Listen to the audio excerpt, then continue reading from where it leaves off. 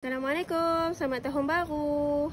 Okey, mau ikut awak pergi Masjid Tatar untuk tunaikan solat Jumaat. Selalunya awak tak ikut pun, tapi awal tahun ni kerja tak banyak, bolehlah ikut. Laki awak dengan anak awak pergi solat Jumaat. Anak awak pun tengah cuti sekolah, dapatlah dia pergi. Selalu waktu ni dia pergi sekolah. Nasib baik kecil lagi kan, belum wajib lagi untuk solat Jumaat untuk dia.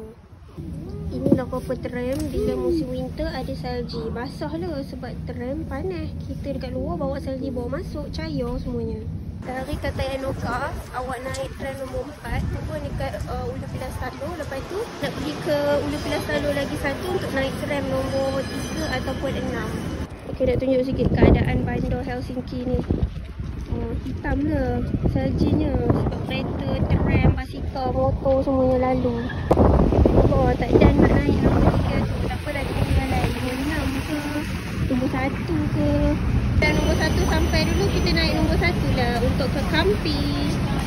Okey, kalau naik yang nombor 1 ni, turun dekat Federing Katu. Lepas tu berjalan lah kita ke masjid. Jangan confuse tau, dia ada satu T.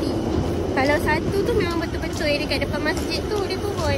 Sebenarnya dekat area Kampi ni ada 2 masjid boleh solat Jumaat. Yang pertama Masjid Tatar, Masjid Komuniti Turki Tatar.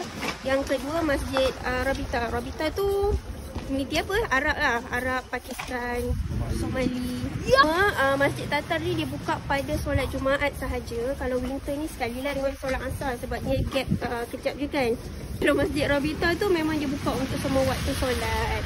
Cuma Masjid Rabita tu macam jauh sikit lah nak pergi.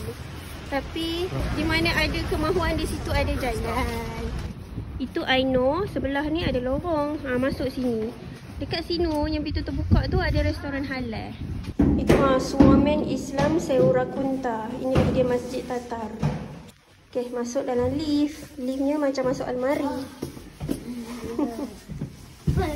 Okay, tingkat 5.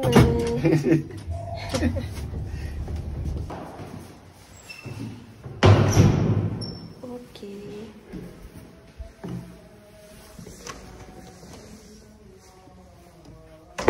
Dah Hasan.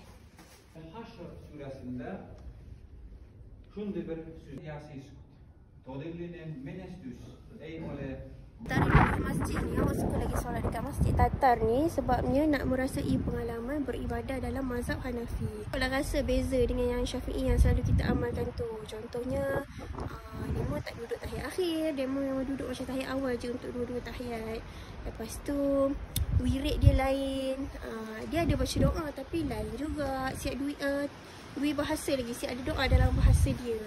Lepas tu, kita nampaklah demo akan solat sunat qabliyah wa'diyah tu memang 4 rakaat, memang tak tinggal sebab wajib kan bagi demo.